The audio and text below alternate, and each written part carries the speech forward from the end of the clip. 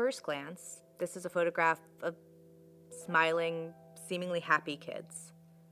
On second glance, you might notice that they're wearing Star of David badges, meaning they've been marked as Jewish by the Nazi German regime. But that's not even the full context of what's going on in this photograph, because this photograph was taken by the Red Cross at Theresienstadt, a special ghetto created by the Nazis in German-occupied Czechoslovakia, outside of Prague. The Theresienstadt ghetto was a site of death, disease, and overcrowding, and it was also a site of deception. Because the Nazi German regime used Theresienstadt for several purposes. One, it was a transit camp. Czech Jews were sent to Theresienstadt before being sent to ghettos, concentration camps, and killing centers. Theresienstadt was also what the Nazis called a spa town. Basically, it was a ghetto specifically designed for certain categories of Jewish people from Germany and Austria. This was a place where the Nazis sent people who were prominent or famous, Jews who were World War I veterans, or the elderly. And they were sent to Theresienstadt partially so that if someone asked what had become of them, there was an easy and clear answer. They were in Theresienstadt. But Theresienstadt was not a safe place.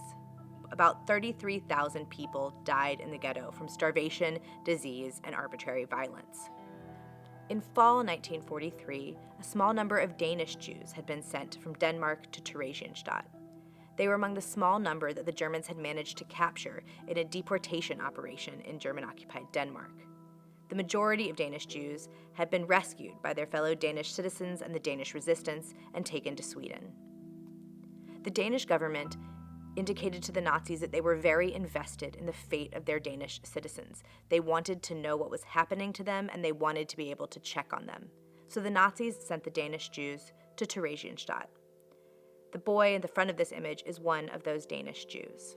Because the Danish government was so concerned about the fate of its citizens, they insisted that the Red Cross be allowed to visit Theresienstadt and see to the well-being of the Danish Jews imprisoned there. Surprisingly, the Nazis agreed, and they staged an elaborate deception at the ghetto. They created fake storefronts. They repainted everything. They tried to make the ghetto seem less overcrowded and to portray the idea that everyone there was living in great conditions. They put on performances for the Red Cross, and they forbid anyone from telling the visitors what was actually happening at the ghetto. They even made a propaganda film about the visit. We know that in reality, tens of thousands of Jews were deported before and after this visit. The visit did not stop the Nazis from carrying out mass murder.